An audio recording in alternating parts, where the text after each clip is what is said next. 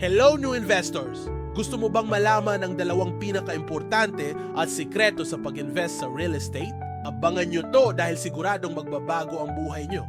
Tip 1. Mag-invest ng maaga. Ito ang pinaka-importante sa lahat. Habang tumatagal, tumataas ang presyo ng lupa. Tip 2. Piliin ang corner lot o mas malaking lote. Bakit? Simple lang. Mas malaki ang potential na tumaas ang value nito sa future. Ang corner lot kasi may dalawang frontage, perfect para sa business ang mas madaling ibenta. Kung mas malaki naman ang lote, mas flexible ka sa development plans mo. Pwedeng subdivision o commercial building.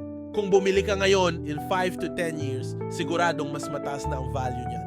Plus, mas marami kang time para bayaran at i-develop ang property mo. Yan ang dalawang sikreto na ginagamit ng mga successful real estate investors. Kung gusto mo pa ng more tips, i-like at i-subscribe ang channel ko. Share din sa mga kaibigan na gustong mag-invest sa real estate. Salamat sa panonood!